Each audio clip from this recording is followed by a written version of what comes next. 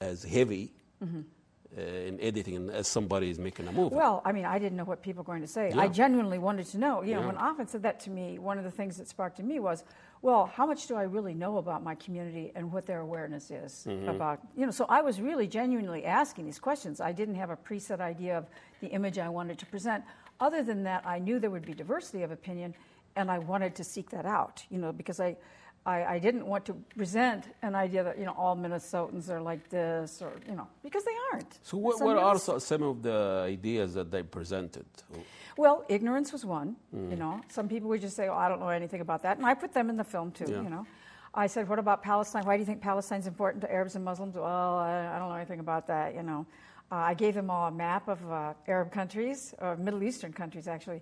And I said, what countries can you name? Because they had no names of the countries. Which country we're going to invade next? That will be a film right there. No, but many of them could not name one. And I'd say, what about Iraq? We're at war in Iraq. Can you find Iraq? Some of them we left find. already. Yeah. So that was one end of the spectrum. The other end was, I came across people who were very well informed and who had opinions based on real knowledge in the area. So there was really, quite the gamut.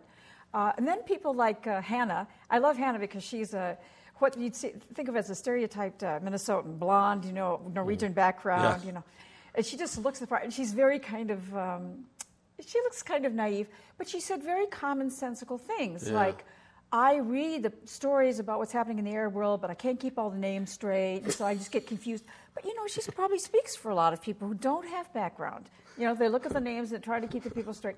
So, Ahmed Najari, Salman Madari, really, Kazaran. Go with the ideas, not the names. Well, but you want to keep the people straight because they're different leaders and things. So, I mean, I think she represented maybe a naive but a well-intentioned, view about things. People want to know. I mean, what I'm saying is the idea that Americans are not informed. I think that's not really the problem. The problem, they are misinformed. Right.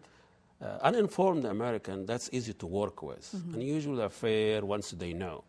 But the misinformed American, the people who think Islam is communism, Islam is Hitler, Islam is, Sharia is coming to... Those are the people really, it's very hard to deal with. Yeah, and there were some of those in my film, too. Yeah. There was a suit I interviewed in the Skyway coffee shop who was very negative about people from the Middle East. And usually when I show, because I've had a couple screenings in Cairo, people will always bring him up. He's a very disturbing character, because I'll ask people what characters stood out for you. Really? Which ones do you remember? Which ones would you like to talk to? If you, they all say Frank. And I mean, honest guy. Yeah, because he's he is. You really get the feeling he's honest. Well, they were angry at Frank or interested in him? Interested. Oh, they laughed at him. Yeah, I was interested in him too. But I think it's because he had a certain way of saying things. Like, why are we involved? When I asked why are we involved in the Middle East, he said, well, they say first it's the mercenaries, first it's the missionaries, then it's the mercenaries, then it's the mercantile clerk. Well, that's what happens. You don't have to an analyst expert on CNN to tell us that. He was also the one that said, I watch BBC America, because that's where you find out what America's really doing. I mean, so he was an informed person, too. And he's not shoving in your face like an expert. He's just saying it's a matter of... Right. So he had his opinion, and he wasn't uninformed. But, he also had opinions that you may not agree with, like the ones on Palestine. Yeah. So. But the thing is about... trying to bridge this between two people and their perception of each other is very hard to do. Yes. Because what Americans know about Muslim or Arab, it's through their other medium, through what's going on in America. 80% get their knowledge from, digital or television. So it's what people tell them. And the same thing in the other side. Right.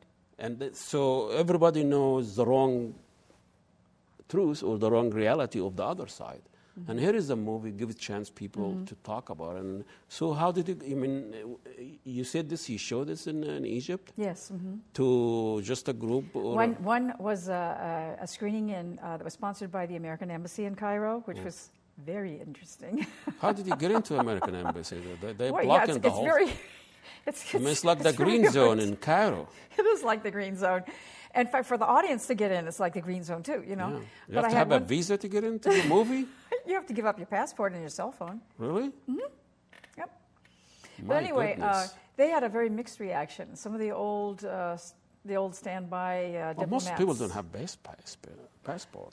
Well, but anyway, the people who have passports, the people who travel. No, not just people who travel, but I mean the people who did. I had to give up my passport. Oh, your passport. Yeah. The Egyptians seemed to really like it. The Americans had a mixed opinion. Some Americans liked it, some didn't. And so that was, I mean, that's okay. Well, this is, freedom of That's expression. life, right? We're free. So the American embassy showing a little bit skewed, because certain people will even dare to walk even to their area. I mean, when I go and visit it, the American embassy is about literally 2 blocks from my house. Right. Literally. Right. You've been in my house, right? Yes. And I can imagine that it's like a fort. It's a fortress. It is a fortress. It is a green zone. It's ugly. And thousands of people see this every day. Right. And I don't think the worst public relation nightmare is doing this blockade and all that. Right. And even worse than invading Iraq for the Egyptians. Well, yeah, maybe, okay, maybe. I mean, you're invading Cairo, taking the whole area, blocking from people going in and out. For what reason? I mean, if somebody is serious about doing something evil, I mean, I don't think anything will stop. Well, but they're anyway, very paranoid. They're very paranoid. Paranoia there. Yes. So the second showing? The second showing was at Ahmed East, and this is where there was a big group of Iraqi government officials. And they were also very pleased. They were very interested in the film, very interested in the diversity of points of view. They said, we thought all of Americans were controlled by the Jewish media, by the Jewish, Fire them. Yes. You fired them right away. No. And I said, well, no. There are some people who really are thinking for themselves, and so they were surprised about that. And I think it did break some of their stereotypes, But this is Minnesotans, This is enlightening people. It's what? This is about people in Minnesota, not doesn't represent the whole country. The whole country. No, it does have a lot of conservative points of view. I think the points of view presented in that film are as strong as you're going to get in terms of negative stereotypes as you're going to get anywhere. I mean, that one guy said some pretty harsh things. Yeah. And even the Christian ladies. Yeah. Oh boy. Yeah. Very well-meaning. Yeah. Christian ladies. We're all well-meaning. I mean, the road to hell is full of good meaning. Right. But I don't want to be with that lady in the theater.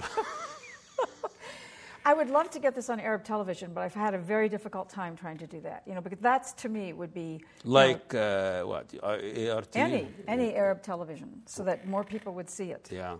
So this is made for what audience? It's for an Arab audience. So it's about America, right? Yeah, you're right. It's incidentally has found a big, a lot of film festivals have showed it. I was really disappointed when the Minneapolis Film Festival didn't pick it because they had a lot of Al didn't pick it up? Nope. Al is in Simon now. He's losing his memory. Well, and I thought this would go. It would be a nice counterpoint to all the Arab offerings that they had at the film festival. Do they give you explanation? And it's Minnesotan, huh? Do they give you explanation? No, they don't. It depends who sees it. He has a bunch of kids that are looking at the films and stuff. Yeah. So it depends. But I thought it was too bad because what I found is that even though I intended it to be for an Arab audience, American audiences seem to be very interested. Yeah. And they're really picking it up a lot. It's like a mirror. You're looking at the mirror. You're looking what. Yeah. You're looking and some people are very disturbed. Some Americans are very disturbed by it. Yeah. In fact, I have some people who, they told me they were very disturbed. So how long did it take you to master the film? It took about 2 years altogether. I mean, you had to get funding to get the cameramen and all set up, all this, and then to go out and doing the interviews took about 6 months, maybe mostly 3 months, but 6 months before the election of Obama, and then the editing. I had a professional editor who was also the cameraman. That took another really year. That's the hard work. I've been trying to do the story about the Coptic grave. Yes, right. This is a lot of work. Oh, you have to get a professional editor to do it. It's too much time. Too much time, and you do a lousy job if you do it yourself. Right. Even I can give you a good editor's name, the guy who did this. Please, yes. Because But how did you raise funds then? I got a Minnesota State Arts Board grant, And that's most of the money that I got. And then I have some, money from my previous films because I sold DVDs and stuff like that from that, but not a lot. Well, how did the مركز الثقافي العربي, the Arab American Culture Institute, Yes, well, this is wonderful because I joined the board just this year, and because I've been aware of them for a while. A friend of Hind Mansour, the artist who is now president, and they said they were looking for projects, and I mentioned that I had this film, and they just jumped on it. They said, this would be great for what we call coffee and conversation. Mm-hmm. You filmed it in a coffee shop. Why don't we take it around to coffee shops in the Twin Cities, mm-hmm. and just show the film. It's a short film, and then we can have discussions afterwards. This was their idea, and I thought, oh, this is brilliant. Why didn't I think of this before? Why didn't I think of that? Yeah, right. And they are dedicated. Their mission is to bring together